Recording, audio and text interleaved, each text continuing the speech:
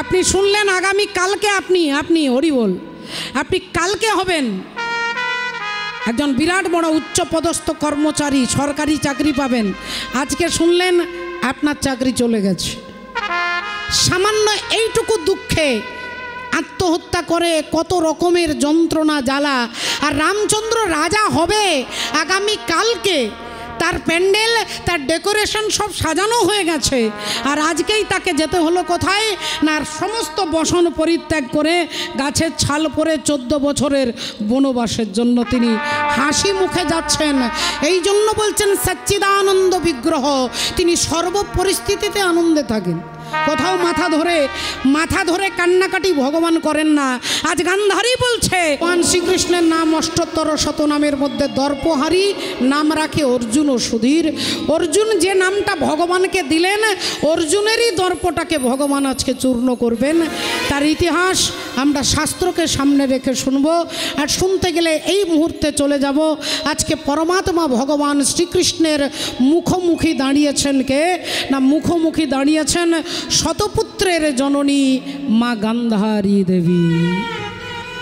যে মা গান্ধারী আজকে নিরালা নির্জনে অন্ধকার ঘরে একটা টিম করে প্রদীপ জ্বলছে, যার একটা নয় দুটো নয় 100টা ছেলে মারা গেছে।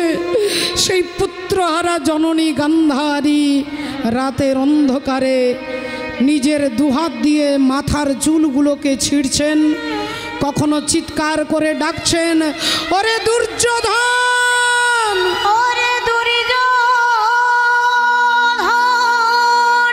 ওরে দুঃশাসন, ওরে দুঃশাসন, একবার ফিরে আয় বাবা, একবার ফিরে।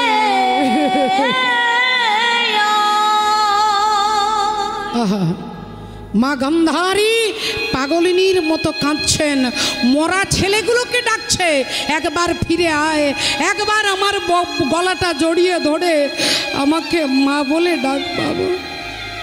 আহা, ওরে পরাণের দুর্যোধনের রে,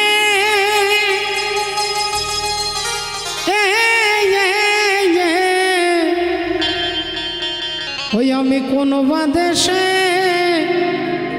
যাব তোর লাগিয়া রে, পরাণের দুর্যোধন রে,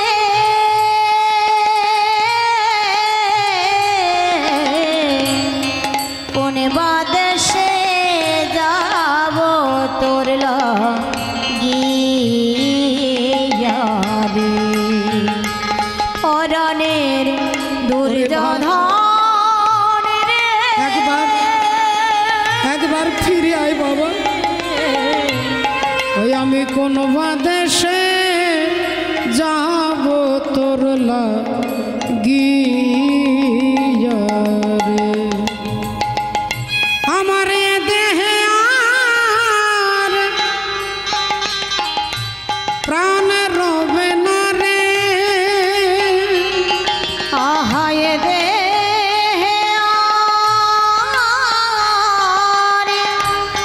প্রাণ রবে না রে,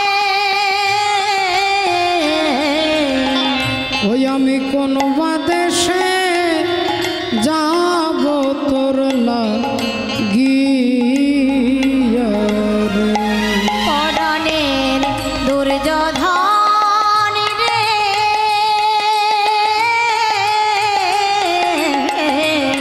কোন বাদেশে যাব তোর লাগিয়া রে। ওরে বাপ দুর্যোধন,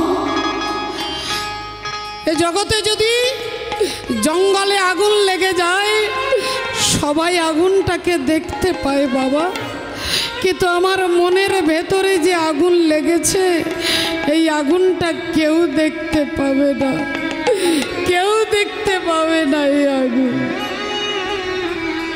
তাই গান্ধারী বলছে,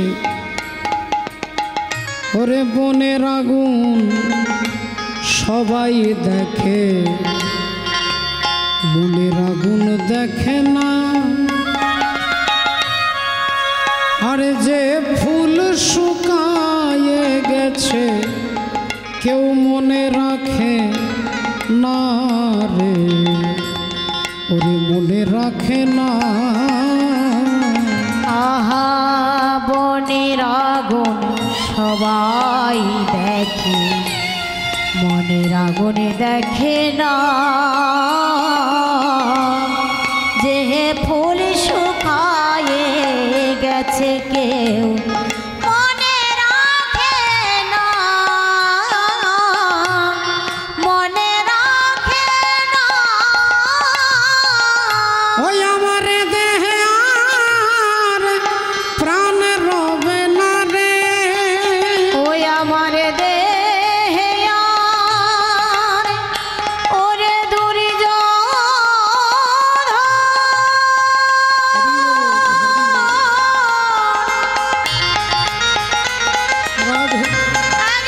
একবার ফিরে আই বাবা, একবার ফিরে আই,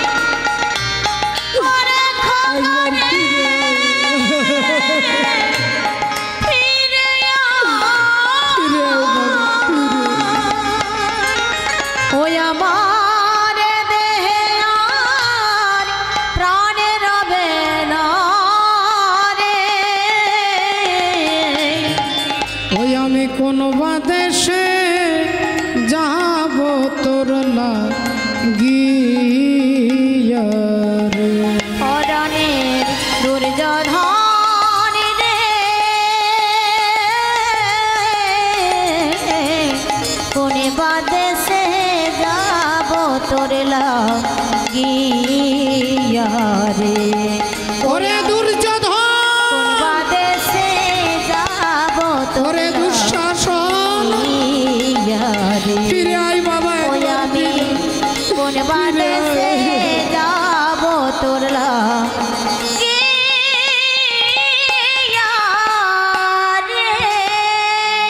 মরা ছেলেগুলোকে মা গান্ধারী চিৎকার করে ডাকছে আর বলছে, ওরে দুর্যোধন দুঃশাসন, নিরালা নির্জনে অন্ধকার ঘরে বসে মা গান্ধারী শতপুত্র বিরহ যন্ত্রণায় চিৎকার করে কাঁদছে। আর হঠাৎ শুনতে পেলেন তার পেছনে দাঁড়িয়ে কে যেন বলে উঠল, মা।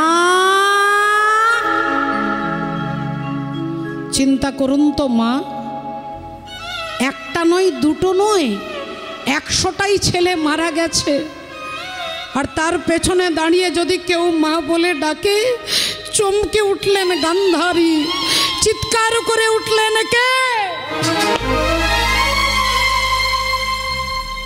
কে কে আমায় মা বলে ডাকলে?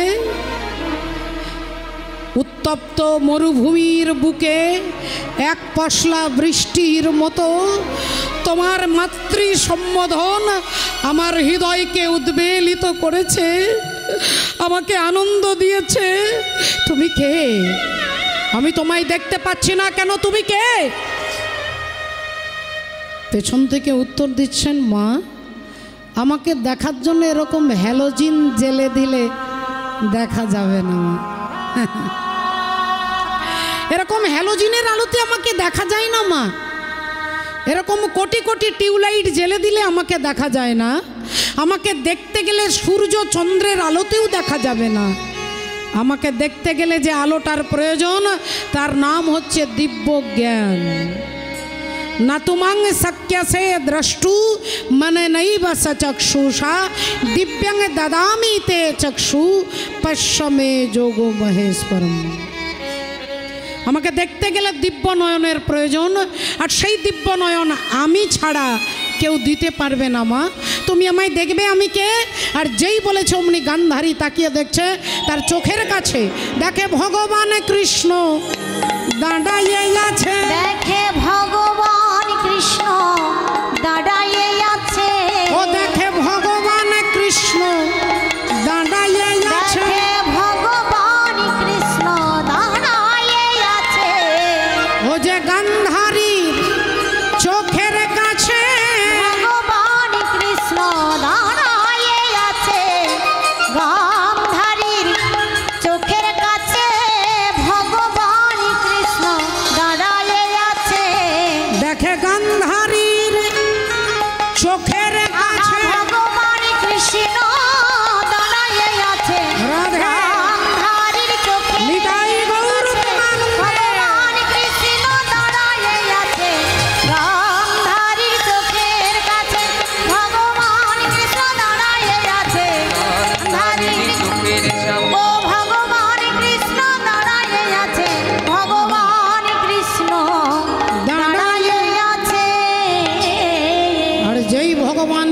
রেখেছেন। একটু লক্ষ্য করে দেখবেন মা, আপনি বলবেন ভগবান কাছে দাঁড়িয়ে আছে, গান্ধারী কি বলছে দেখুন, তুমি সেই কৃষ্ণ, তুমি সেই কৃষ্ণ যে আমার বংশে বাতি দেওয়ার জন্য কাউকে রাখলে না, তুমি সেই কৃষ্ণ যে আমাকে মা বলে ডাকবার মতো কাউকে রাখলে না, তুমি সেই কৃষ্ণ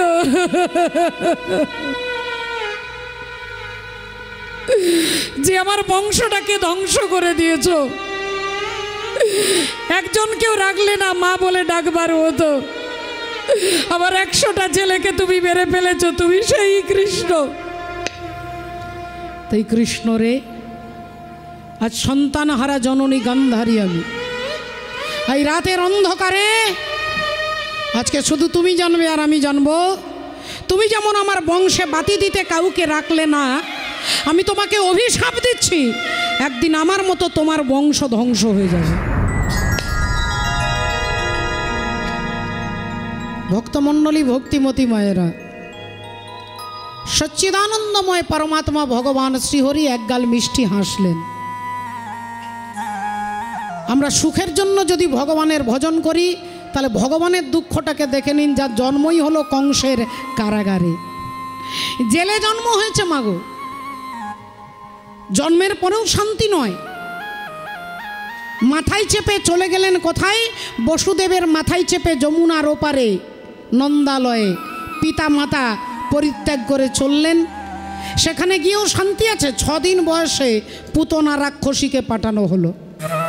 অঘাসুর, বকাসুর, শকটাসুর, এমনকি শত্রু হয়ে দাঁড়ালো কে না মামা কংস। সেখানেও শান্তি নেই। 11 বছর বয়সে মা যশোদা পিতা নন্দকে ত্যাগ করে চললেন মথুরায়, কংস বিনাশ করলেন, তারপরে চলে গেলেন দ্বারকায়। ভগবানের জীবনটাকে ভাবুন, রামচন্দ্রের দিকে তাকিয়ে দেখুন। আগামী কালকে যিনি রাজসভায়, যিনি সিংহাসনে অযোধ্যার রাজা হয়ে বসবেন, আজকে তার কি পরিণতি হলো না 14 বছরের জন্য বনবাসে বেরিয়ে যেতে হলো।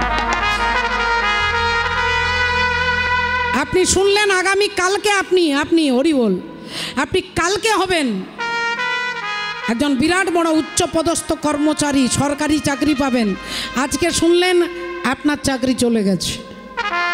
সামান্য এইটুকু দুঃখে আত্মহত্যা করে কত রকমের যন্ত্রণা জ্বালা। আর রামচন্দ্র রাজা হবে আগামী কালকে, তার প্যান্ডেল, তার ডেকোরেশন সব সাজানো হয়ে গেছে, আর আজকেই তাকে যেতে হলো কোথায় না সমস্ত বসন পরিত্যাগ করে গাছের ছাল পরে 14 বছরের বনবাসের জন্য তিনি হাসি মুখে যাচ্ছেন। এই জন্য বলছেন সচ্চিদানন্দ বিগ্রহ, তিনি সর্ব পরিস্থিতিতে আনন্দে থাকেন। কোথাও মাথা ধরে কান্নাকাটি ভগবান করেন না। আজ গান্ধারী বলছে আমার বংশে তুমি ধ্বংস করে দিলে, একদিন আমার মতো তোমার বংশ ধ্বংস হয়ে যাবে। ভগবান মিষ্টি হেসে বললেন মা, তোমার অভিশাপ মাথায় তুলে নিলাম।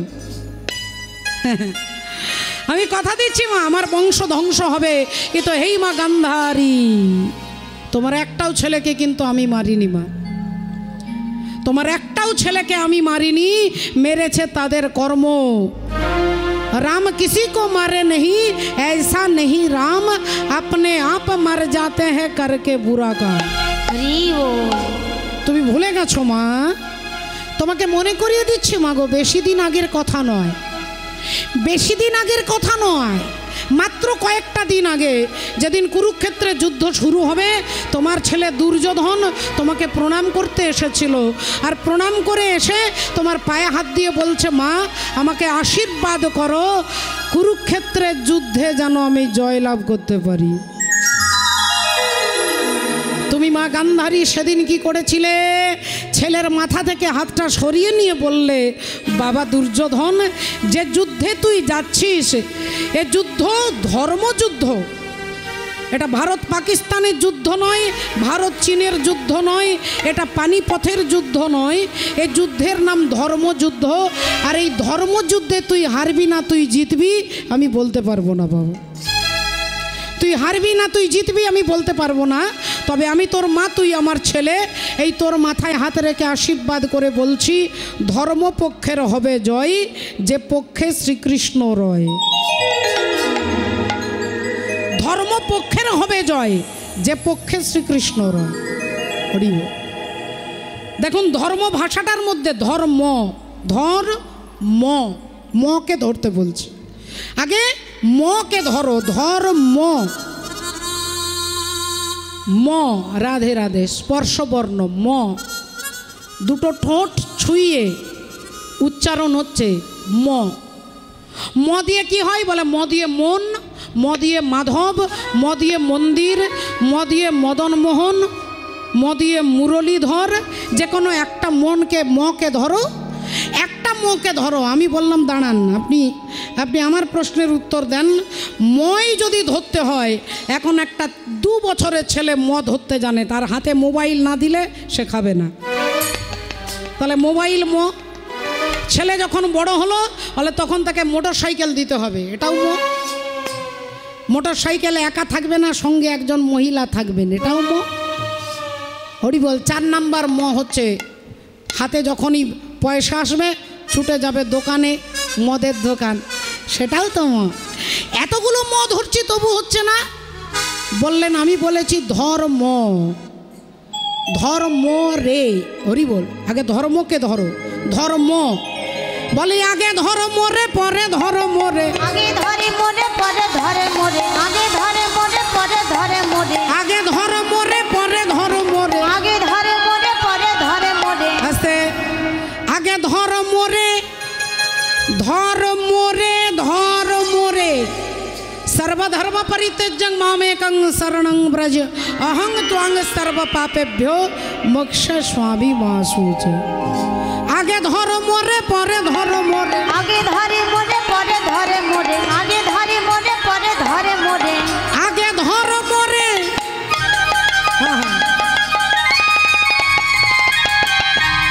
आगे धर्म रे,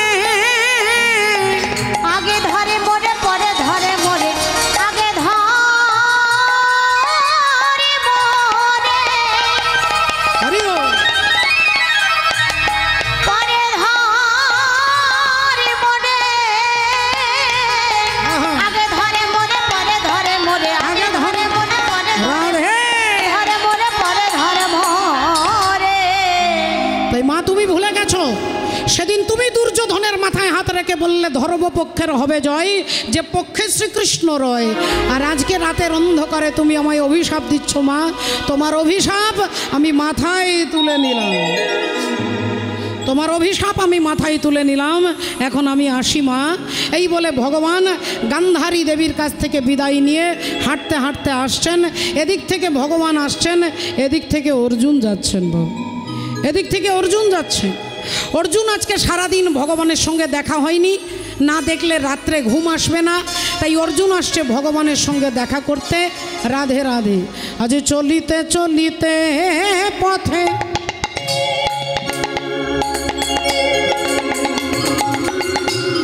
হা গোবিন্দ বলি ডাকে, আজি চলে যাই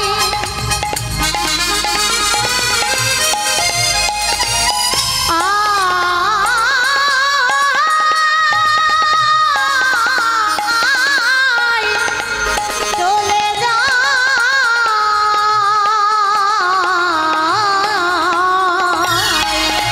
ওগো চলিতে চলিতে পথে, ওগো হা গোবিন্দ বলি ডাকে, বলি কথা তুমি দিনের দয়াল হরি হে।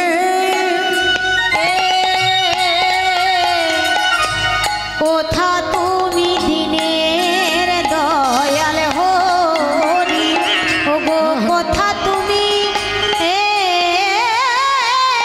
দিনের দয়াল হরি হে, কোথা তুমি দিনের দয়াল হরি। একই বলি বলো বলো তোমার কি হয়েছে, বলো বলো তোমার কি হয়েছে, বলো বলো তোমার কি হয়েছে, বলো বলো তোমার কি হয়েছে,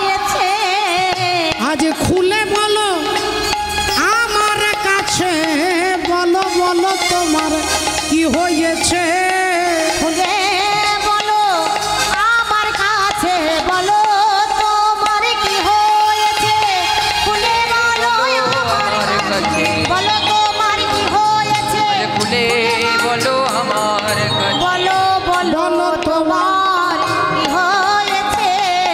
ওগো হেন কালে অর্জুন এসে দাঁড়ায়, ওগো হেন কালে অর্জুন এসে দাঁড়ায়, হেন কালে অর্জুন এসে দাঁড়ায়।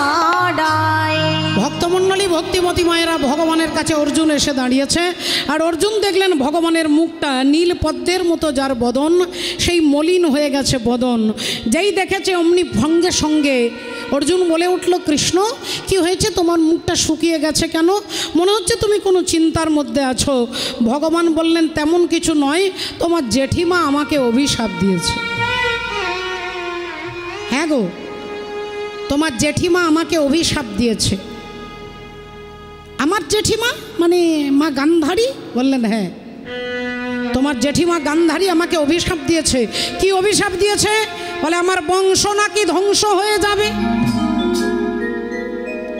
আমার বংশ নাকি ধ্বংস হয়ে যাবে, এই অভিশাপ তোমার জেঠিমা আমাকে দিয়েছে। এ কথা যেই বলেছে অমনি অর্জুন হেসে ফেলেছে। আর হাসতে হাসতে বলছে, শোনো কৃষ্ণ, কিছু মনে করো না, তুমি এত চিন্তা করো না, এত টেনশন নিও না। আমার জেঠিমা তোমাকে অভিশাপ দিয়েছে, এই অভিশাপ সত্যি হবে না। বলে কেন? অর্জুন বললেন, কেন আবার কি? আমাকেও তো কুরুক্ষেত্রের মাঠে ভীষ্মের জননী পতিত পাবনী গঙ্গা দেবী অভিশাপ দিয়েছিল। পিতামা ভীষ্মের জননী হচ্ছেন পতিত পাবনী গঙ্গা। আর গঙ্গা দেবী অর্জুনকে অভিশাপ দিয়েছিল। কোন দিন? বলে যখন অর্জুন এক একটা তীর ভীষ্মদেবের সারা শরীরটাকে দীর্ণ বিদীর্ণ করে দিয়েছে, সেই সরসজ্জায় শুয়ে আছে, সরসজ্জাতে শুয়ে আছেন ভীষ্মদেব, তীরের বিছানায়, তীরের বিছানায় শুয়ে আছে। গঙ্গা দেবী ছেলের মাথার কাছে দাঁড়িয়ে অর্জুনের দিকে তাকিয়ে বলছে, একজন মায়ের কাছে তার ছেলের এই দুর্গতি তুই করেছিস, আমি গঙ্গা হয়ে তোকে অভিশাপ দিচ্ছি, একদিন তোর ছেলের হাতে তুই মরবি, একদিন তোমার ছেলের হাতেও তুমি মারা যাবে অর্জুন। আমি তোমাকে অভিশাপ দিচ্ছি, তোমার পুত্রের হাতে তুমি মরবে। এবার বলো তো কৃষ্ণ, কৃষ্ণ আমাকে যে বললো আমি নাকি আমার ছেলের হাতে মরবো, আমার ছেলেরা কেউ বেঁচে আছে? আমার ছেলে অভিমন্যু মারা গেছে, আমার ছেলে শ্রুতকীর্তি মারা গেছে, আমার ছেলে ইরাবণ মারা গেছে, তাহলে আমার ছেলে বলতেই কেউ নেই, তাহলে আমি ছেলের হাতে মরবো কি করে? তাহলে মা গঙ্গা দেবীর দেওয়াটা অভিশাপটা মিথ্যে, ফালতু, কোনো দাম নেই। যেই এ কথা বলেছেন অন্তর্যামী ভগবান বললেন, আচ্ছা আচ্ছা আচ্ছা, তাহলে অন্যান্য কাজ পরে করব, আগে অর্জুন তোমার দর্পটাকেই চূর্ণ করতে হবে, তোমার অহংকারটাকেই চূর্ণ করব। অন্তর্যামী ভগবান মনে মনে স্থির করে নিলেন। এবার কথাটাকে ঘুরিয়ে দিচ্ছে, দেখুন কথাটা ঘুরিয়ে দিয়ে ভগবান বললেন, আচ্ছা ঠিক আছে অর্জুন, এসব কথা বাদ দাও, এসব অভিশাপের কথা বাদ দাও, এখন তুমি আমাকে বলো, তোমার দাদা যুধিষ্ঠির যে অশ্বমেধ যজ্ঞ করছে, সেই অশ্বমেধ যজ্ঞের ঘোড়াটা এখন কোথায়? যুধিষ্ঠির অশ্বমেধ যজ্ঞের ঘোড়া এখন বর্তমানে কোন রাজ্যের ওপর দিয়ে যাচ্ছে? যজ্ঞ করছে, যজ্ঞ করে ঘোড়াটাকে ছেড়ে দেবে। ঘোড়াটা হাওড়া জেলার ওপর দিয়ে গেলে হাওড়া জেলার রাজা ঘোড়াটাকে যদি ধরে পঞ্চপাণ্ডবের সঙ্গে যুদ্ধ করবে, যুদ্ধ করতে হবে। যদি না ধরে তাহলে হাওড়া জেলাটা পঞ্চপাণ্ডবের হয়ে যাবে। দক্ষিণ 24 পরগনার ওপর দিয়ে ঘোড়াটা ছুটে যাবে। দক্ষিণ 24 পরগনা জেলার রাজা যদি ঘোড়াটাকে ধরে পঞ্চপাণ্ডবের সঙ্গে যুদ্ধ করতে হবে। যদি না ধরে তাহলে দক্ষিণ 24 পরগনা পঞ্চপাণ্ডবের হয়ে যাবে। তাই অশ্বমেধ যজ্ঞের ঘোড়া ছুটতে ছুটতে এখন কোথায় গেছে? অর্জুন বললেন, কিছুক্ষণ আগে খবর এসেছে আমার দাদার যজ্ঞের ঘোড়া এখন মণিপুর রাজ্যের ওপর দিয়ে যাচ্ছে। মণিপুর রাজ্যের ওপর দিয়ে যাচ্ছে। সেই মণিপুর রাজ্যের রাজা, মণিপুরে ছিল রাজা,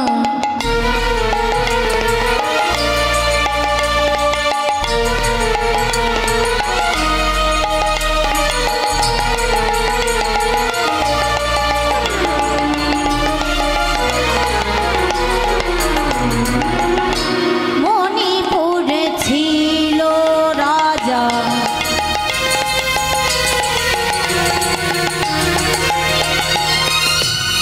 বব্রুবাহন নাম, বব্রুবাহন নাম, বব্রুবাহন নাম। মণিপুরে ছিল রাজা, বব্রুবাহনের নাম, বব্রুবাহনের নাম, বব্রুবাহনের নাম।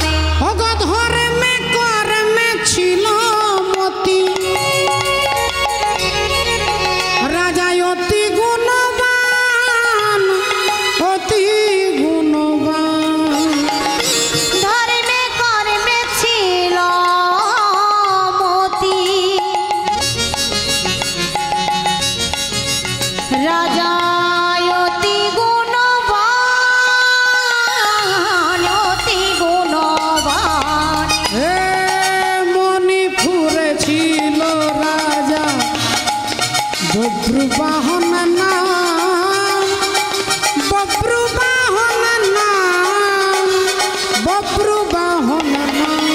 হে মণিপুরে ছিল রাজা, বব্রুবাহনের নাম, বব্রুবাহনের নাম, বব্রুবাহনের নাম। মণিপুর রাজ্যের রাজা বব্রুবাহন। বব্রুবাহন মানে যার জ্যোতিটা সূর্যের মতো, অপূর্ব সুন্দর দেখতে রাজা। তার রাজ্যের ওপর দিয়ে যুধিষ্ঠির অশ্বমেধ যজ্ঞের ঘোড়া যাচ্ছে। বব্রুবাহন তিনি ঘোড়াটাকে ধরেছে, আর ঘোড়াটাকে যেই ধরেছে অমনি দেখছে কপালে লেখা আছে রূপোর পাতার ওপরে। রূপোর পাতার ওপরে লেখা আছে যে যিনি সতীর পুত্র হবে তিনি ঘোড়াটাকে ধরবে, অসতীর পুত্র হলে ঘোড়াটাকে ভয়ে ধরেও ছেড়ে দেবে। তাহলে সতীর পুত্র হলে ধরবে, অসতীর পুত্র হলে ছেড়ে দেবে, এটা একটা চ্যালেঞ্জের কথা। আর সেই চ্যালেঞ্জটাকে অ্যাকসেপ্ট করছেন আজকে বব্রুবাহন। ঘোড়াটাকে ধরেছে, কারণ ধরে ছেড়ে দিলে তো আমার মা অসতী হয়ে যাবে, তাহলে এটা তো আমি ছাড়তে পারবো না। ঘোড়াটাকে ধরে মায়ের কাছে নিয়ে আসছেন। মায়ের নাম কি? মায়ের নাম হচ্ছে দেবী চিত্রাঙ্গদা। মায়ের কাছে নিয়ে আসছে। মা, ও মা। ছেলে ঘোড়া ধরে নিয়ে আসছে, মা ছুটে বেরিয়ে আসছে। মায়ের নাম চিত্রাঙ্গদা। আচ্ছা, মা যখন আছে, ছেলে যখন আছে, বাবার নাম কি? না, বাবার নাম হচ্ছে তৃতীয় পাণ্ডব অর্জুন। বাবার নাম অর্জুন, মায়ের নাম চিত্রাঙ্গদা। কিন্তু আপনারা অবাক হয়ে যাবেন, বাবা ছেলেকে চেনে না, আর ছেলে বাবাকে জানে না। ছেলে জানে না যে আমার বাবাকে, আর বাবা জানে না যে আমার একটা ছেলে আছে। আপনারা বলবেন এরকম উদ্ভট, এটা আবার কি রকম? ছেলে বাবাকে চিনবে না, বাবা ছেলেকে জানবে না, বলে এর একটা ইতিহাস আছে বাবা। আর ইতিহাসটা জানতে গেলে যেতে হবে কোথায়? একটু আগে থেকে, আগের ঘটনায় যেতে হবে। যেদিন অর্জুন বিবাহ করলেন দ্রৌপদীকে। রাধে রাধে, হরি বল, হরে কৃষ্ণ। ওমা, অর্জুন বিবাহ করলেন দ্রৌপদীকে। রাধে রাধে। ভক্তমণ্ডলী, ভক্তিমতী মায়েরা, বৃষ্টি তো হচ্ছে না নাকি? হাওয়া দিচ্ছে। হাওয়ার দরকার আছে মাগো, যে গরম নাকি। হরি বলে, রাধে রাধে। হাওয়া না দিলে আমাদের শরীরের হাওয়া যে বেরিয়ে যাচ্ছে আর কি, যা অবস্থা। আসুন একবার সবাই মিলে জোর করে বলুন, নিতাই গৌর প্রেমানন্দে। হরি হরি বল। হরি বল, রাধে রাধে। ভক্তমণ্ডলী, ভক্তিমতী মায়েরা, তাহলে একটু আগে থেকে যেতে হবে। অর্জুন বিবাহ করলেন দ্রৌপদী দেবীকে। এটা আগের ঘটনা, কিন্তু দ্রৌপদীকে বিবাহ করলেন। এবার বিবাহ করে নিয়ে আসছে, বিবাহ করে নিয়ে আসছে মায়ের কাছে, কুন্তী দেবীর কাছে। আর কুন্তী দেবী সেই সময় রান্না করছেন, মশলা বাটছেন না, রাধে রাধে, তিনি মশলা বাটছে কুন্তী দেবী। আর এদিকে অর্জুন দ্রৌপদীকে ধরে এনে, হাতে করে ধরে এনে বলছেন, মা এই দেখো কি এনেছি, ও মা এই দেখো আজকে কি এনেছি, একবার দেখো। কুন্তী দেবী না দেখে, না তাকিয়ে বললেন, বাবা আজকে যা এনেছিস আমার শরীরটা ভালো নয়, আমাকে বাদ দিয়ে তোরা 5 ভাই সমান ভাগে ভাগ করে নে। ছেলে বলল, মা একটাবার দেখো কি এনেছি, দেখে বলো। মা বললেন, আরে বাবা বললাম তো শরীরটা ভালো নয়, যা এনেছিস 5 জনে মিলে ভাগ করে নে।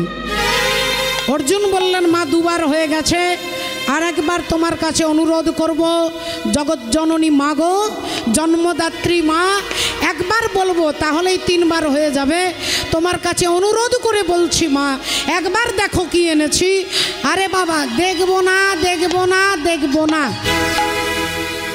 যা এনেছিস তোরা 5 ভাই সমান ভাগে ভাগ করে নে। এই 3 বার যখনই বলেছে, অর্জুন অমনি দ্রৌপদীর হাতটা ছেড়ে দিয়ে বলছে, দ্রৌপদী আজ থেকে তুমি একা আমার স্ত্রী নও, আজ থেকে তুমি আমাদের 5 ভাইয়ের স্ত্রী, আজ থেকে তুমি 5 ভাইয়ের স্ত্রী। আর যেই কথা বলেছে সঙ্গে সঙ্গে ধর্মপুত্র যুধিষ্ঠির দাদা চিৎকার করে উঠলেন, অর্জুন কি বলছিস ভাই, এ তুই পাগলের মতো কি বলছিস? একটা নারীর 5টা স্বামী? অর্জুন বললেন, দাদা আমি বলিনি, মা বলেছে, যা এনেছিস 5 জনে মিলে ভাগ করে নে।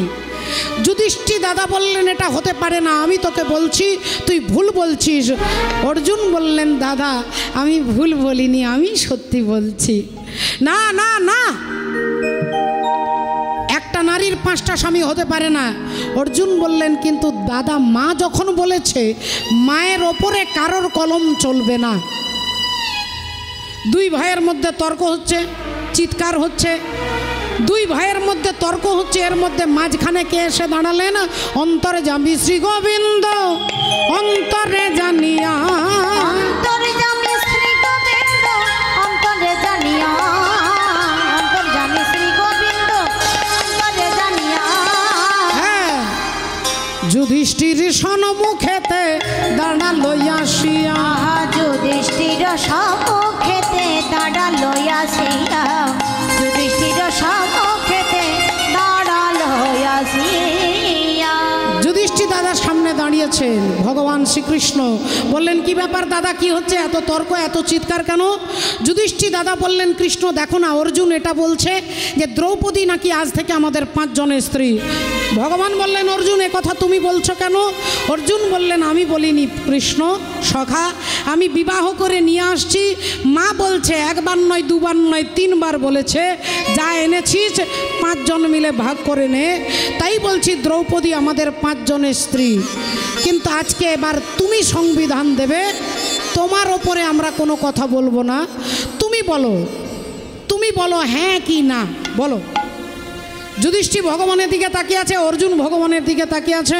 ভগবান চোখ বন্ধ করে কিছুক্ষণ চিন্তা করে বলে উঠলেন, অর্জুন তুমি যা বলেছ তাই হাই সত্য, আজ থেকে দ্রৌপদী তোমাদের 5 জনের স্ত্রী হবে, আজ থেকে দ্রৌপদী তোমাদের 5 জনের স্ত্রী। যুধিষ্ঠির মেনে নিলেন, ভীম মেনে নিলেন, অর্জুন মেনে নিলেন। এটা আমরা মানতে পারি না। আমাদের মনের মধ্যে একটা প্রশ্ন থেকে যায়, একটা নারীর 5টা স্বামী, কিন্তু আপনি বাইরের দৃষ্টিভঙ্গিতে বিচার করছেন তাই মানতে পারছেন না। কিন্তু আভ্যন্তরীণ দিকে একটু ভেবে দেখুন। যদি কেউ জিজ্ঞাসা করে আপনি কে, আমি আমার দেহতে এই বুকে হাত দিয়ে বলে আমি চৈতালি, চৈতালি, চৈতালি, এই দেহটাকেই আমি চৈতালি ভেবেছি। আমি কে? আমি চৈতালি।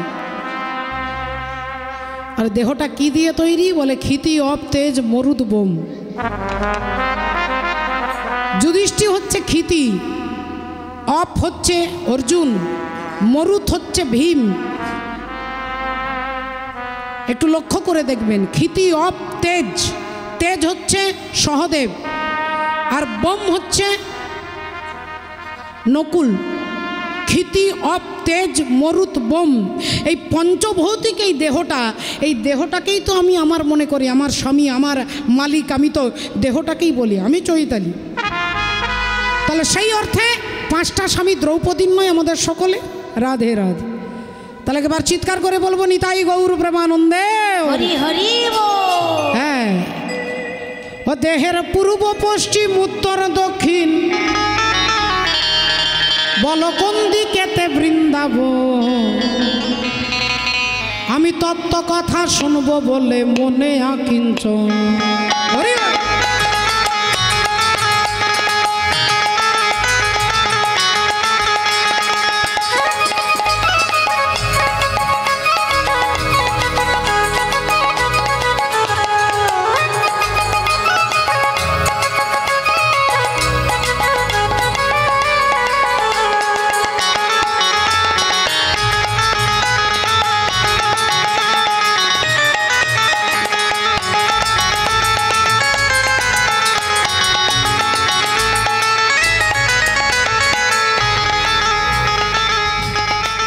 এ দেহের পূর্ব পশ্চিম, এ দেহটার পূর্ব দিকে যা, এটা পূর্ব দিক, এটা পশ্চিম দিক, এটা উত্তর দিক, এটা দক্ষিণ দিক, এটা পূর্ববঙ্গ, এটা পশ্চিমবঙ্গ, এটা উত্তরবঙ্গ, এটা দক্ষিণবঙ্গ, দেহের মধ্যেই আছে। এ দেহের পূর্ব পশ্চিম উত্তর দক্ষিণ, এ দেহের পূর্ব পশ্চিম উত্তর দক্ষিণ বল কোন দিকেতে বৃন্দাবন, আমি তত্ত্ব কথা শুনবো বলে মনে আকিঞ্চন, তত্ত্ব কথা শুনবো বলে মনে আকিঞ্চন।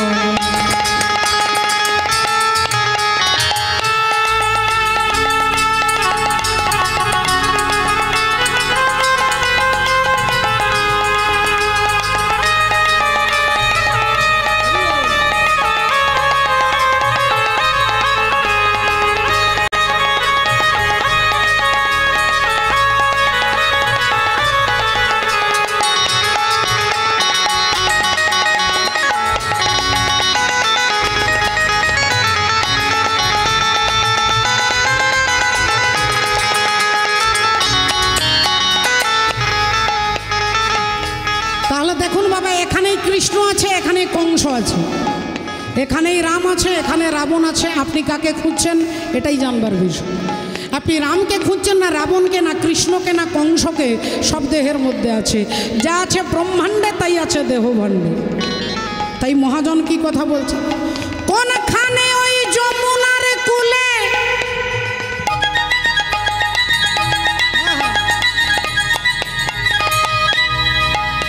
আর বংশী ধ্বনি করে শ্যাম জয় রাধে বলে, আহা বংশী ধ্বনি করে শ্যাম জয় রাধে বলে, বংশী ধ্বনি করে শ্যাম জয় রাধে বলে। ও বলো কোন কমলে কমলিনী, কোন কমলের কমলিনী, ওরে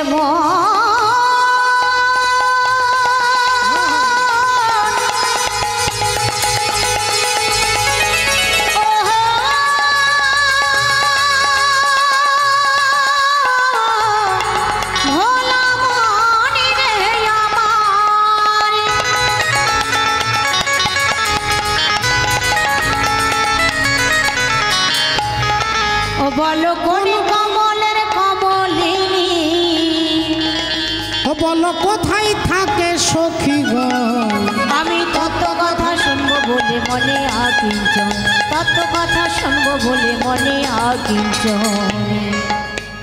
কোনখানেতে হয় গো মহারাজ,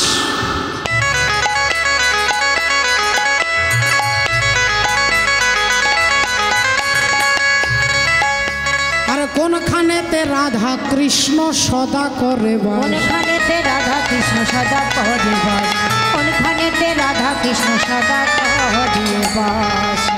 ওই আমি জানবো বলে এই অভিলাষ, আমি জানিব বলে এই অভিলাষ, ওগো মনে করি নিবেদন, আমি তত্ত্ব কথা শুনবো বলে মনে আকিঞ্চন, তত্ত্ব কথা শুনবো বলে মনে আকিঞ্চন তত্ত্ব কথা হরি বল। মনে আকিঞ্চন তত্ত্ব কথা শুনবো বলে মনে আকিঞ্চন তত্ত্ব কথা শুনবো বলে মনে আকিঞ্চন হরি বল। কথা শুনবো বলে মনে আকিঞ্চন তত্ত্ব কথা শুনবো বলে মনে আকিঞ্চন। মাননীয় ভক্তমণ্ডলী, ভক্তিমতী মায়েরা, আসুন আজকে দেখুন, যেই এ কথা বলেছে যে অর্জুন তুমি যা বলেছ তাহাই সত্য, মা যা বলেছে মায়ের ওপরে কারোর কলম চলবে না। মা কুন্তী দেবী, মা তো সবাই হয়, কুকুর, বেড়াল, ছাগল, ইঁদুর, পশু পাখি সবাই তো সন্তান জন্ম দেয়। তাহলে মায়ের কথার উপরে কলম চলবে না সেই মা নয়, শুধু সন্তান জন্ম দিলেন হবে না, যেই মা হচ্ছে সতী সাধ্বী কৃষ্ণ ভক্তি পরায়ণা নারী, তার কথার উপরে ভগবানের কথাও চলবে না। তাই ভগবান বললেন অর্জুন তুমি যা বলেছ তাই সত্য। আজ থেকে দ্রৌপদী তোমাদের 5 জনের স্ত্রী, এক বছর এক একজনের কাছে থাকবে। 1 বছর যুধিষ্ঠির, 1 বছর ভীম, 1 বছর অর্জুন, এভাবে ঘুরবে। তবে একটা কথা মনে রাখতে হবে, দ্রৌপদী যখন যার ঘরে থাকবে সেই ঘরে যদি অন্য কেউ ঢুকে যায়, অন্য কোনো ভাইয়েরা যদি ওই ঘরে ঢুকে যায়, তাকে 12 বছরের জন্য নির্বাসনে চলে যেতে হবে। সংবিধানটা মায়েদের মনে রাখতে হবে বাবা, নিয়মটা ভগবান বলে দিচ্ছে, 1 বছর এক একজনের কাছে থাকবে। আর ওই দ্রৌপদী যার ঘরে থাকবে সেই ঘরে যদি অন্য কেউ ঢুকে যায়, তাকে 12 বছরের নির্বাসনে চলে যেতে হবে। এই নিয়মটা ভগবান বলে দিলেন, সেই নিয়মেই জীবন চলতে লাগলো। একদিন দ্রৌপদী স্বামী যুধিষ্ঠিরকে দুপুরবেলায় সেবা দিয়েছে, যুধিষ্ঠির শুয়ে আছেন, দ্রৌপদী চরণ সেবা করছেন। দ্রৌপদী চরণ সেবা করছেন, এদিকে অর্জুন বাগানে দাঁড়িয়ে আছে। একজন ব্রাহ্মণ চিৎকার করতে করতে আসছে, ব্রাহ্মণ কাঁদতে কাঁদতে ছুটতে ছুটতে আসছে, বাঁচাও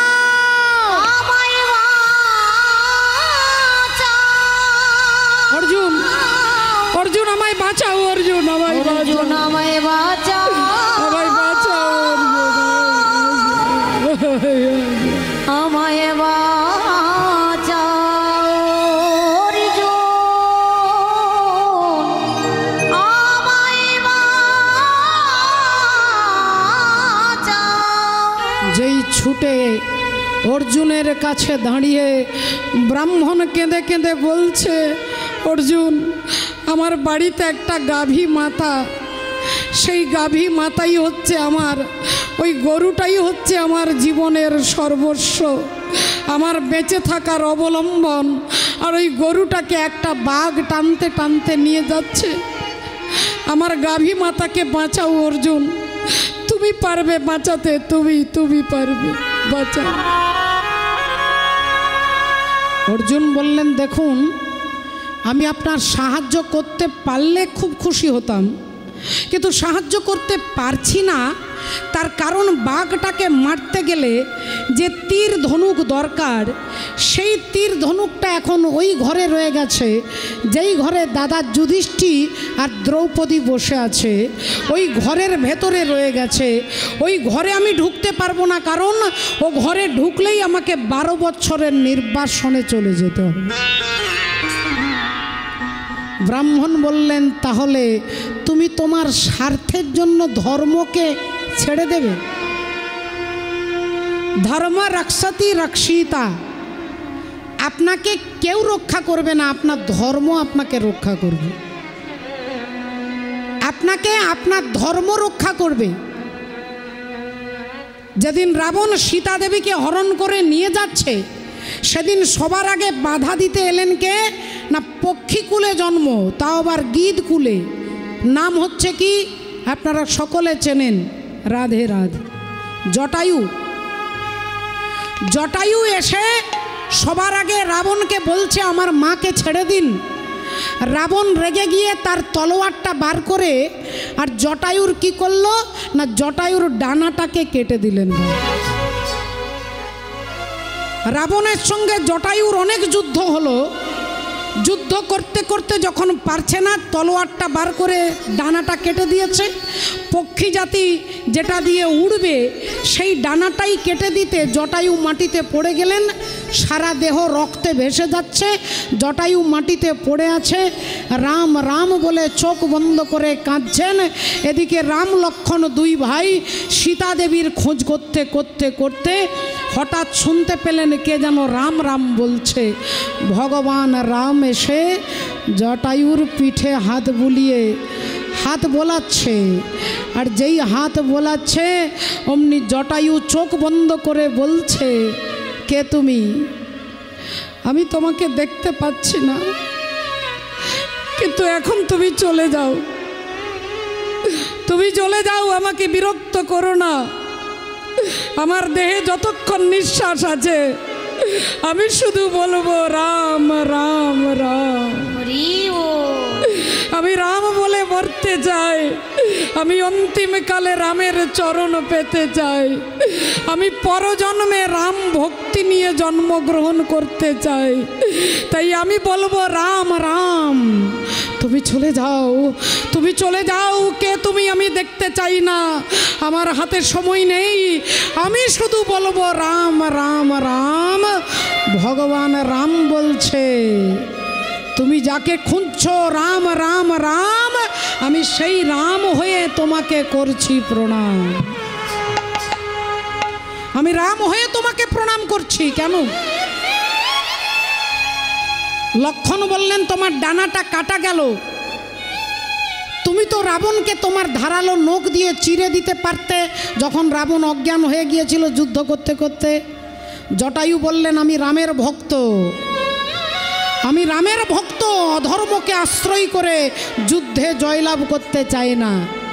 যখনই কেউ অজ্ঞান হয়ে যায়, অজ্ঞান অবস্থায় তাকে আঘাত করা এটা ধর্মের বিরুদ্ধ। তাই রাবণ অজ্ঞান হয়ে গিয়েছিল, জটায়ু তখন কিন্তু মারেননি। তাই আমি রামের চরণাশ্রিত, অধর্মকে আশ্রয় করব না। বলে, তাহলে তোমার তো ডানাটা কাটা গেল, তুমি ডানাটা থাকলে উড়ে উড়ে অযোধ্যা যেতে, রামকে দর্শন করতে, রামকে দর্শন করে আনন্দে থাকতে, তোমার ডানাটা তো রাবণ কেটে দিল। বললেন, যতদিন আমার ডানা ছিল আমার কর্তব্য ছিল রামের কাছে যাওয়া। আজ রামের কাজ করতে গিয়ে আমার ডানাটা কাটা হয়ে গেছে। আজকে আমার দায়িত্ব নয় রামের কাছে যাওয়া, আজ ভগবানের দায়িত্ব আমার কাছে আসা। আপনার শরীর, ইন্দ্রিয়, হাত পা সচল আছে, আপনি হরিকথা শুনতে এসেছেন, আপনি ভগবানের ভজন করছেন। যেদিন চোখ দেখতে পাবে না, কান শুনতে পাবে না, পাগুলো চলবার ক্ষমতা থাকবে না, সেদিন আপনাকে কীর্তনে আপনাকে আসতে হবে না ভগবানের কথা শুনতে, সেদিন ভগবান আপনার বিছানার কাছে গিয়ে দাঁড়াবে। এই তীব্র বিশ্বাস, এই বিশ্বাস রেখে ভগবানের ভজন করতে হবে। আর এই বিশ্বাসটার জায়গায় আমাদের একটু টলমল, ডিসব্যালেন্স হয়ে যায়। আমরা সংসারকে বিশ্বাস করি, 100% বিশ্বাস করি বলেই এত দুঃখ পাই। সংসারকে বিশ্বাস করি বলেই এত দুঃখ পাই। শাস্ত্র বলছে সংসারকে নয়, ভগবানকে বিশ্বাস করো। যদি আস্থা রাখবে ভগবানের ওপরে আর সন্দেহ করবে সংসারকে, আমরা সন্দেহ ভগবানকে করি আর বিশ্বাস সংসারকে করি। জটায়ু বললেন, যেদিন আমার ডানা ছিল সেদিন আমি আমার রামের কাছে উড়ে উড়ে গেছি রামকে দর্শন করতে। আজ রামচন্দ্র বলছে, এতদিন তুমি যেতে, আজ আমি তোমার কাছে এসে দাঁড়িয়েছি। এটা আমাদের কর্তব্য, হরিনাম শোনা, কীর্তন শোনা। আজকে আমি আমার কর্তব্য করব, সেদিন ভগবানও আমার কর্তব্য করবেন। শ্রদ্ধেয় ভক্তমণ্ডলী, ভক্তিমতী মায়েরা, কত বড় কথা বলছেন দেখুন। রাধে রাধে। এই বিশ্বাস যদি থাকে, পরব্রহ্ম ভগবান আপনার কাছে এসে দাঁড়াবেন। তাই আজকে কি বলছেন লক্ষ্য করে দেখুন। অর্জুনকে বলছেন ব্রাহ্মণ, তুমি ধর্মকে ত্যাগ করবে শুধু 12 বছরের নির্বাসন যেতে হবে বলে? তুমি ক্ষত্রিয়ের ধর্ম, অনাশ্রয়কে আশ্রয় দেওয়া, কোনো দুঃখী ব্যক্তিকে সাহায্য করা, তুমি আমাকে সাহায্য করবে না অর্জুন? অর্জুন নিজের ভুল বুঝতে পেরে কানে হাত দিয়ে কান ধরে বলছেন আমার ভুল হয়ে গেছে, একটু দাঁড়ান। ছুটে গেলেন অর্জুন। যে ঘরে যুধিষ্ঠির দাদা আর দ্রৌপদী রয়েছে সেই ঘরে ঢুকে গান্ডীব ধনুকটাকে এনে আর ওই বাঘটাকে হত্যা করে ব্রাহ্মণকে গাভী মাতাকে ফিরিয়ে দিলেন। সেই গাভী মাতাকে ব্রাহ্মণকে ফিরিয়ে দিলেন। ব্রাহ্মণ আশীর্বাদ করলেন, চলে গেলেন। অর্জুন এসে দাঁড়ালেন যুধিষ্ঠির দাদার কাছে। বিদায়, বিদায় দাদা, বিদায় জননী, আবার দেখা হবে 12 বৎসর পরে। আমি চলে যাই, আমি চলে যাই,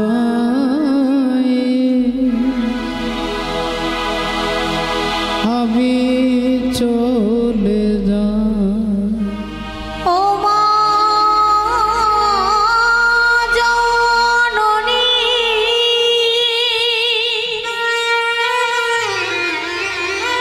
জন্ম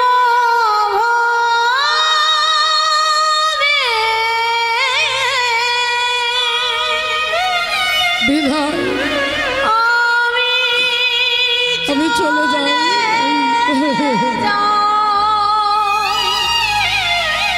ও মায়াবী চলে যাই,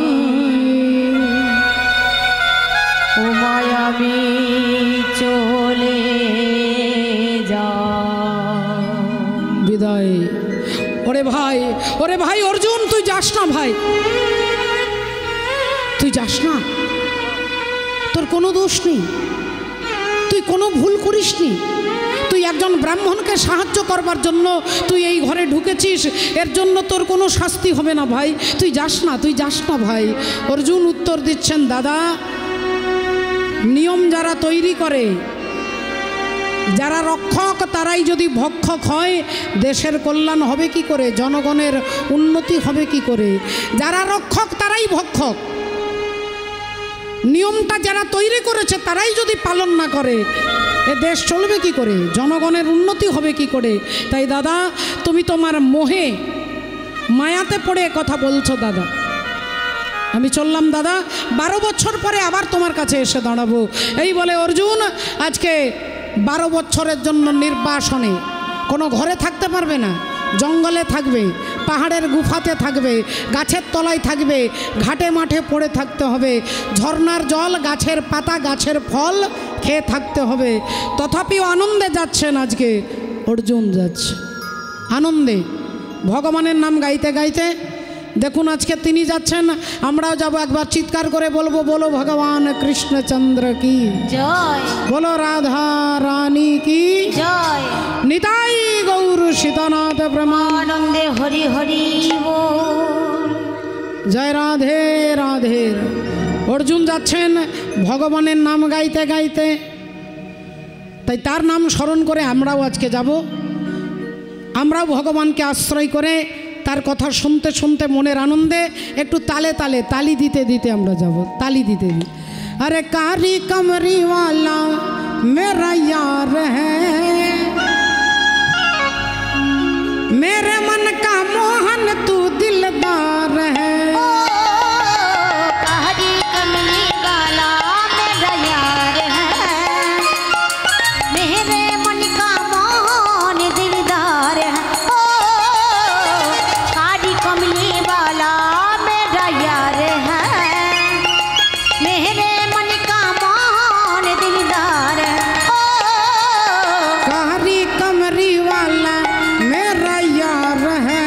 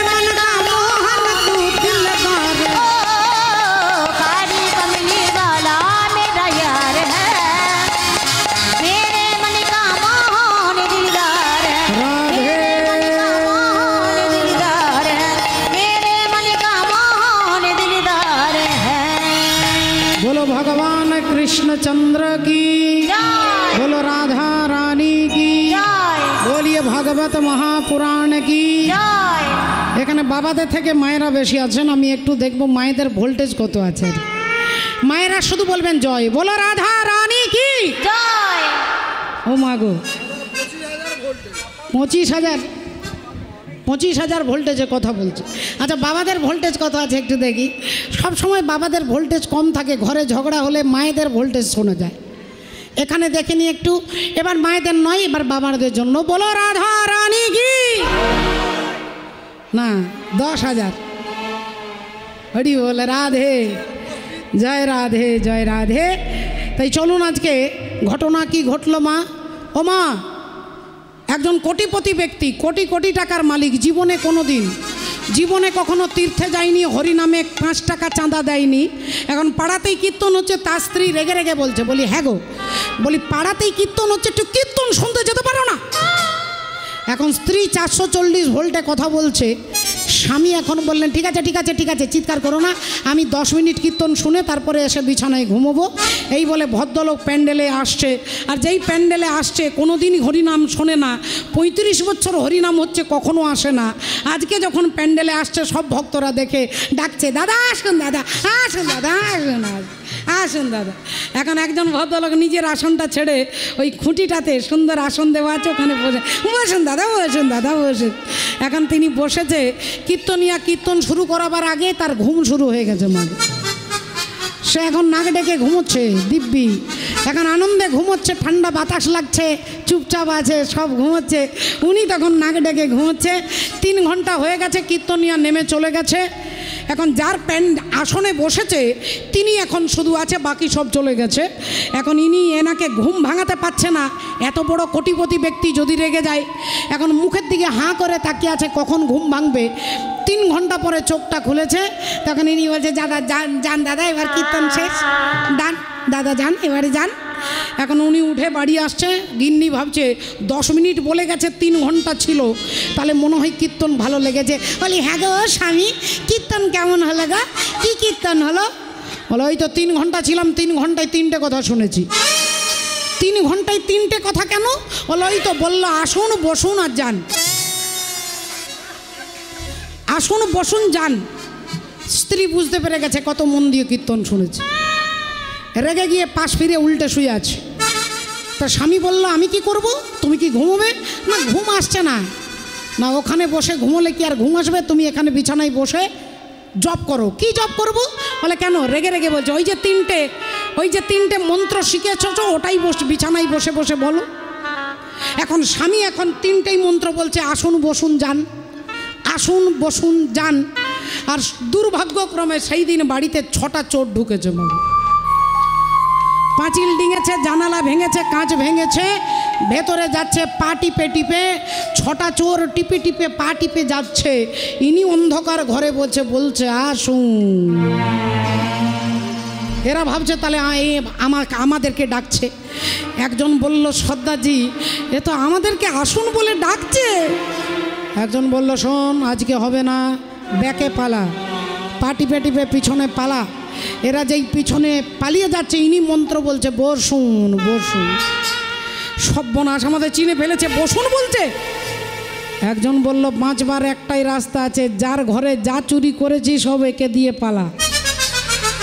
টাকা পয়সা পায়ের কাছে রেখে দিয়ে এরা যেই দাঁড়িয়েছে, ইনি মন্ত্র বলছে যান যান যান। এরা চলে এসেছে।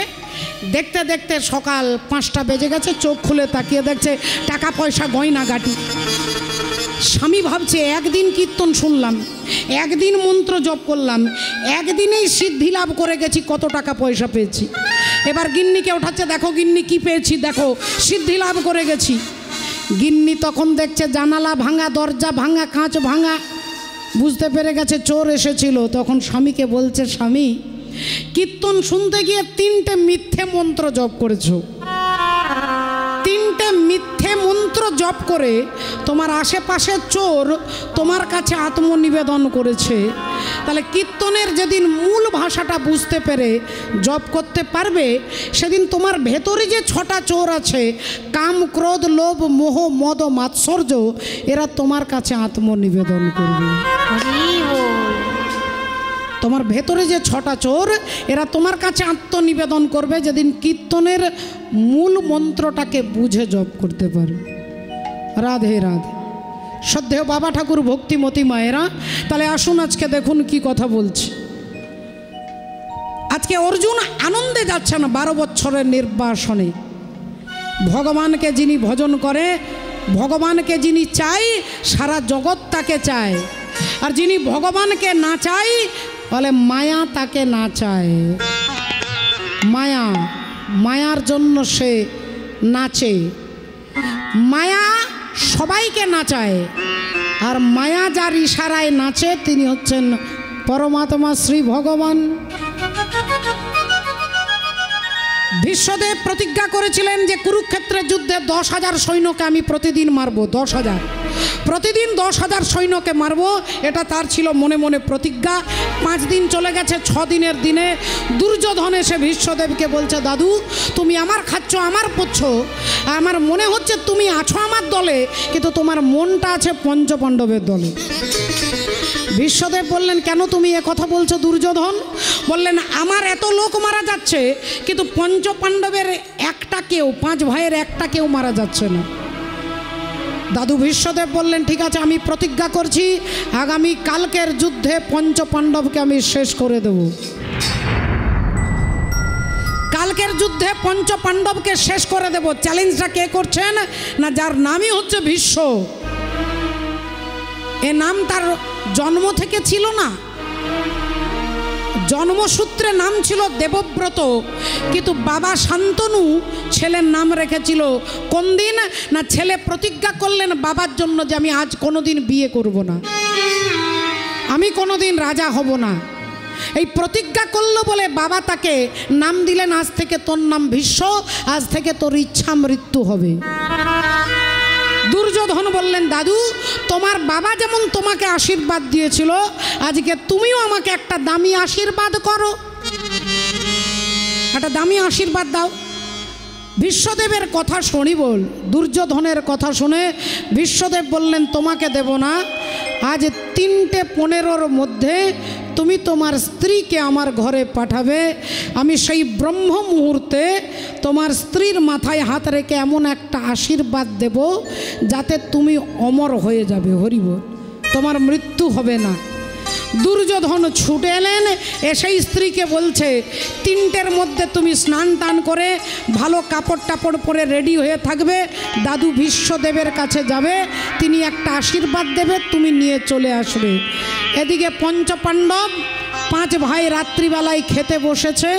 যুধিষ্ঠির দাদা ছোট ভাই সহদেবকে বলছে, ভাই দেখ তো কালকের যুদ্ধে ফলাফলটা কি হবে, তুই তো বড় জ্যোতিষী, অঙ্ক কষে ছক কষে দেখ কালকে কে হারবে আর কে জিতবে। সহদেব অঙ্ক করে দেখছে আগামী কালকের যুদ্ধে পঞ্চপাণ্ডব মারা যাবে। সহদেব মাথাটা নিচু করে নিচু স্বরে বলে উঠলেন, দাদা আগামী কালকের যুদ্ধে আমরা কেউ বাঁচব না। সবাই শুনলেন, ধ্রুব সত্যটাকে মেনে নিতেই হবে। সবাই চুপচাপ রয়ে গেলেন। চুপ থাকতে পারলেন না পঞ্চপাণ্ডবের স্ত্রী মা দ্রৌপদী, ছুটে গেলেন কাঁদতে কাঁদতে কৃষ্ণের কাছে। কৃষ্ণ, সর্বনাশ হয়ে গেছে, কৃষ্ণ সর্বনাশ হয়ে গেছে।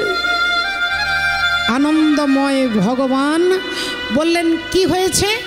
না, কালকে আমার 5 জন স্বামী মারা যাবে কৃষ্ণ, কালকে আমার 5 জন স্বামী মারা যাবে, তোমার সখা অর্জুন মারা যাবে। ভগবান হাসতে হাসতে বলছে, তা কি করা যাবে বলো, যার জন্ম হয়েছে তার মৃত্যু হবে, জন্ম যার হয়েছে মৃত্যু তো তার হবেই। দ্রৌপদী বলছে, কৃষ্ণ তোমার এতটুকু খারাপ লাগছে না? তুমি যাকে সখা অর্জুন বলো, কালকে সে মারা যাবে, তোমার দুঃখ হচ্ছে না? ভগবান বললেন এটাই চিরন্তন সত্য, আর সত্যকে স্বীকার করাই হচ্ছে ধার্মিক ব্যক্তির আচরণ। না কালকে আমার স্বামী মারা যাবে, তুমি কিছু করতে পারবে না। ভগবান বললেন সত্যকে চেঞ্জ করার ক্ষমতা আমার নেই। না কালকে আমি বিধবা হব, আমি তোমার চোখের সামনে আমি কালকে বিধবা হব, আর তার জন্য তুমি কিছু করতে পারবে না। ভগবান বললেন আচ্ছা ঠিক আছে, বলো তুমি কি চাও? দ্রৌপদী বললেন কালকে যাতে আমি বিধবা না হই তার ব্যবস্থা করে দিতে হবে। কালকে যাতে আমি বিধবা না হই তার ব্যবস্থা করে দিতে হবে।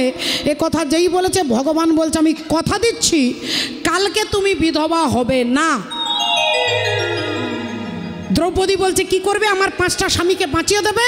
বললেন না, কালকে তুমি বিধবা তুমি হবে না, এক কাজ করো, তুমি আজকেই সুইসাইড করো। হরি বল। কালকে তুমি বিধবা হবে, হওয়ার আগেই তুমি আজকে আত্মহত্যা করো। আজকে তুমি মরে যাও, তাহলে আর কালকে বিধবা হওয়ার ভয় থাকবে না। দ্রৌপদীর খুব অভিমান হলো, খুব দুঃখ হলো। ঠিক আছে ঠিক আছে, আমি মরলে যদি তোমার আনন্দ হয় আমি আজকে মরবো।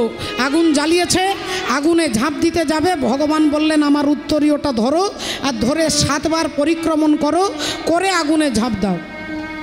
দ্রৌপদী ভগবানের হলুদ উত্তরীয়টা ধরে আর ঘুরছে, 1 বার 2 বার 5 বার 6 বার, 7 বারের বেলায় ভগবান দাঁড়িয়ে গেছে, দ্রৌপদী ভগবানের পেছনে হয়ে গেছে। এতক্ষণ দ্রৌপদী আগে ছিল, ভগবান পেছনে ছিল। ভগবান দাঁড়িয়ে যেতে দ্রৌপদী ঘুরে এসে ভগবানের পেছনে হয়ে গেছে। আর ভগবান অমনি নিয়ে যাচ্ছে, আজকে উত্তরীয়টা ধরা আছে, ভগবান নিয়ে গেছে ভীষ্মদেবের ঘর। ভীষ্মদেব অন্ধকার ঘরে বসে চোখ বন্ধ করে, একটা প্রদীপ জ্বলছে, ধ্যানের মধ্যে বসে অপেক্ষা করছে দুর্যোধনের স্ত্রী আসবে। আর অমনি ভগবান দ্রৌপদীকে বলছে চলে যাও দাদুর ঘরে, গিয়ে দাদুকে প্রণাম করবে, দাদু আশীর্বাদ করবে, আশীর্বাদটা নিয়ে চলে আসবে, কিন্তু খবরদার কথা বলবে না। আর এদিকে দুর্যোধন তার স্ত্রীকে ভালো স্নান করেছে, কাপড় পরিয়েছে। এবার চলো তুমি দাদুর কাছে যাবে। আর যেই ভানুমতি 1 পা বেরিয়েছে, অমনি অন্তর্যামী ভগবান শুধু ইশারা করছেন, বাবু চক্রকারী এমন হরি চতুরেরও সার, তার চক্র বুঝতে পারে এমন সাধিকার, যার চক্রে কাটা হয়েছিল নাগকুল, যার চক্রে মান্ডব্য মুনি পশ্চাৎ ভাগে শুল, যার চক্রে হরিশ্চন্দ্র দানি হলো ঘাটে, যার চক্রে পরশুরাম মায়ের মাথা কাটে, চক্রকারীর এমন চক্র পড়েছে যেখানে, বুঝিতে পারে সে কি মানব জীবনে। হরি হরি বল। ভগবান ইশারা করছে দেবরাজ ইন্দ্রকে যে এবার বৃষ্টি শুরু করো, বৃষ্টি শুরু করো। দেবরাজ ইন্দ্র ভগবানের ইশারায় নাচে, শুরু হয়ে গেল তুমুল ঝড় বৃষ্টি।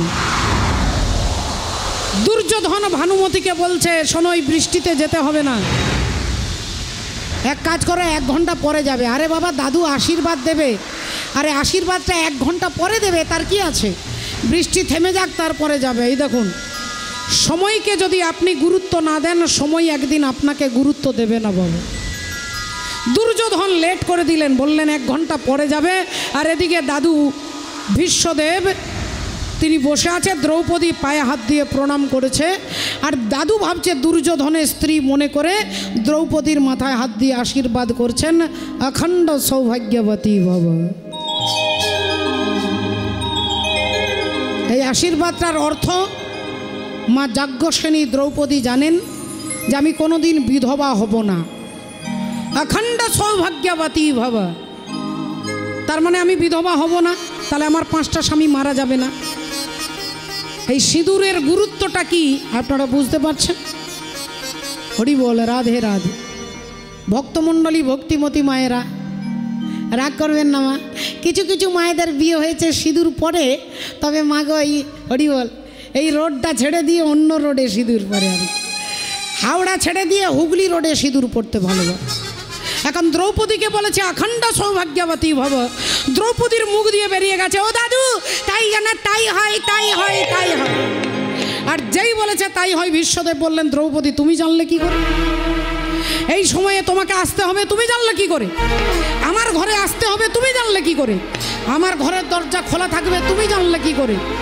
এবার দ্রৌপদী বিপদে পড়ে গেছে, বলে আমি কিছু জানি না, আমি কিছু জানি না, আমি কিছু জানি না, আমি কিছু জানি না। আর একজন জানে গো আমি কিছু জানি না, আরেকজন জানে গো আমি কিছু জানি না, আরেকজন জানে গো আমি কিছু জানি না গো, আরেকজন জানে গো হরি বল। আরেকজন আমি কিছু জানি না গো, আরেকজন না না আমি কিছু জানি না, আমি কিছু জানি না, আমি কিছু জানি না। হরি বল, রাধে রাধে। কেছে না তোমার ঘরের দরজার বাইরে দাঁড়িয়ে আছে, দেখবে যাও। দাদু ভীষ্মদেব পাগলের মতো ছুটতে ছুটতে আসছে, আর ছুটতে ছুটতে এসে দেখছে দরজার কাছে পরব্রহ্ম ভগবান, যোগী যারে যোগে পায় না, ঋষি যারে ধ্যানে পায় না, সেই হরি আজকে দাঁড়িয়ে আছেন। ভীষ্মদেবের চোখ দিয়ে দরদর করে জল পড়ছে। ঠাকুর তুমি তুমি এই ঝড় বৃষ্টিতে আমার ঘরের দরজায় এসে দাঁড়িয়ে আছো, এতটা রাস্তা তুমি এসেছো দয়াময়, তাহলে কেন আমার ঘরের ভেতরে তুমি এলে না ঠাকুর? আমার ঘরের ভেতরে তুমি কেন এলে না দয়াময়? তুমি আমার ঘরের দরজার বাইরে দাঁড়িয়ে আছো কেন? ভগবান ভীষ্মদেবের চোখের জল মুছিয়ে দিয়ে বলছে, হে পিতামহ ভীষ্মদেব, তোমার ঘরের দরজার বাইরে দাঁড়িয়ে আমি তোমাকে দুঃখ দিতে নয়, আমি জগৎকে ঘোষণা করে দিয়ে গেলাম, একা ভীষ্মদেবের ঘরের দরজার বাইরে নয়, অখণ্ড ব্রহ্মাণ্ডে যত জীব আছে আমি সবার ঘরের দরজার বাইরে দাঁড়িয়ে থাকি, আমি সকলের ঘরের দরজার বাইরে দাঁড়িয়ে থাকি। কিন্তু আমায় আদর করে কেউ ডাকে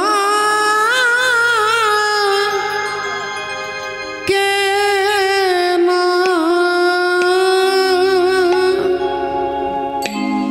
আমায় আদর করে আমায় কেউ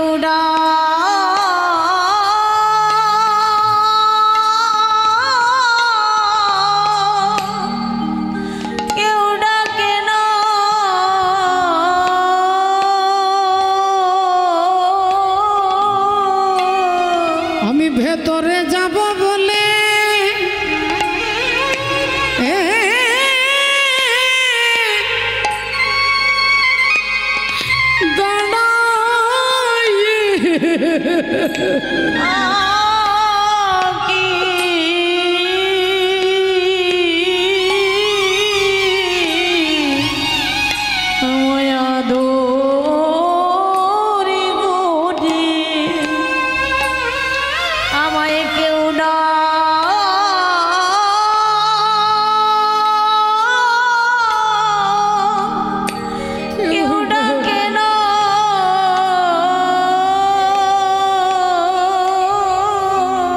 ভেতরে যাব বলে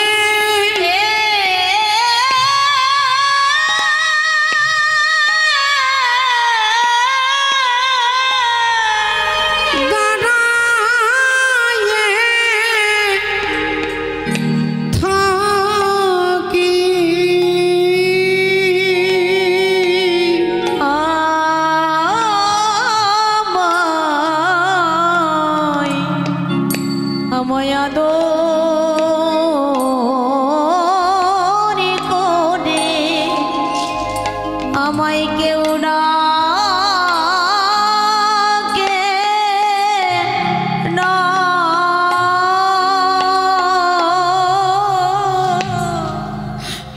ওগো ভীষ্মদেব, তোমাকে দুঃখ দিতে আমি দাঁড়াইনি, তোমার ঘরের দরজার বাইরে দাঁড়িয়ে আমি জগৎকে জানিয়ে দিলাম আমি সবার ঘরের দরজার বাইরে দাঁড়িয়ে থাকি। যে আমাকে আদর করে ডাকে আমি তার ঘরে প্রবেশ করি। তাহলে মা, লীলাময় পুরুষোত্তম শ্রীহরি, তার নামকে আশ্রয় করে অর্জুন ছুটতে ছুটতে যাচ্ছে।